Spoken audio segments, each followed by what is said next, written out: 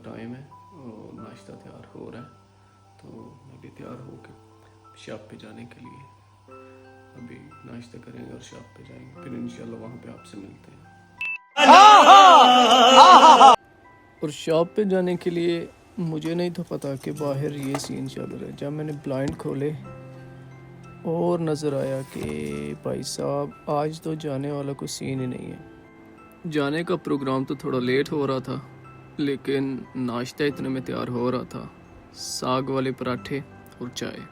कुछ टाइम बाद ये पराठा इस तरह से मज़ेदार नज़र आ रहा था। अब ये फाइनल लुक आ गई पराठे की और चाय की। आप बताएं किस किस का दिल कर रहा है खाने का? रहा नहीं जाता, तड़प ही ऐसी है ना।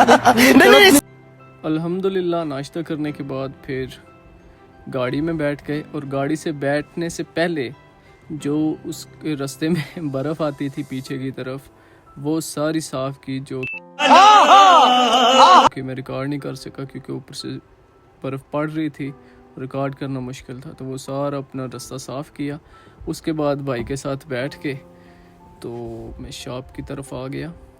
जब ज़्यादा बर्फ़ पड़े तो ये नमक फेंक देते हैं, जिसकी वजह से स्नो वो काफ़ी हद तक पिघल जाती है और रास्ते क्लियर हो जाते हैं। ये है जी इंग्लैंड, और ये अभी भाई छोड़ चुके हैं। ये आगे रास्ता था, यहाँ पे गाड़ी आना बड़ी मुश्किल थी, तो फिर मैंने उनको बोला कि आप वापस चले जाएं। तो ये यूके देख लें, इस मौसम पे आके तो दिल करता है कि बंदा कभी भी ना आए यहाँ। अरे कहना क्या चाहते हो? देखने में ये बड़ा अच्छा लगता है, लेकिन घर में बैठ के ऊपर कंबल ओढ़ के और चाय का कप हाथ में हो तो फिर विंडो से देखें तो फिर अच्छा लगता है आपको।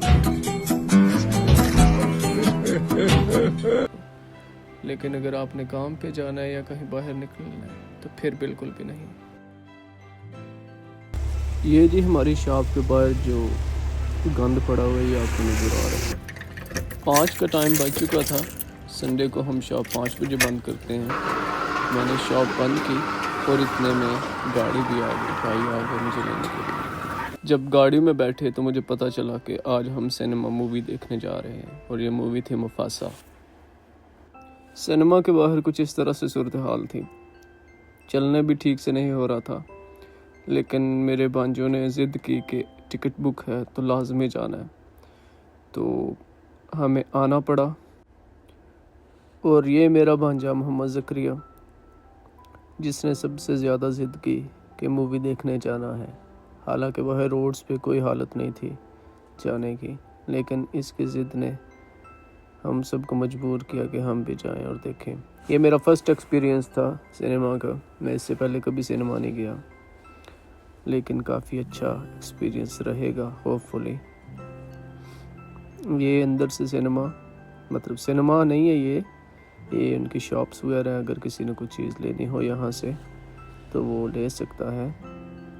सारे ड्रिंक्स वगैरह कुछ खाने के लिए, जो हम मूवीज़ में देखते थे कि सिनेमा में पॉपकॉर्न्स और इस तरह चीज़ें लेते हैं, तो वो फिर हमने कहा कि हम भी कोई इस तरह की चीज़ बाई करते हैं कि पता चले हम भी मूवी देखने आए हैं। ये यहाँ का मेन्यू डिस्प्ले था। अगर कोई चीज़ पसंद आए तो यहाँ से हम ऑर्डर कर सकते हैं। उसके बाद हमने कुछ ड्रिंक्स, कुछ पॉपकॉर्न्स और नाचोस लिए, और ये नाचोस पापड़ी होते हैं बेसिकली। समझ रहे हो? समझ रहे हो?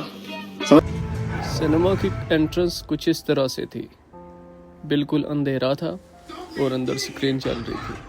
क्योंकि मेरा पहला एक्सपीरियंस था तो मुझे नहीं था पता कि इस तरह का होगा सारा कुछ अंदर। उसके बाद मूवी स्टार्ट हो गई।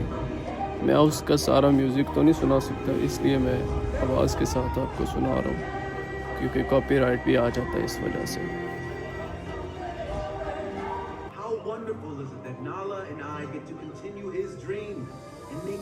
ये कहानी एक शेर की थी जिसका नाम मुफासा था। उसकी सल्तनत पर बड़े शेरों ने कब्जा कर लिया था, जो कि नाजायज़ कब्जा था।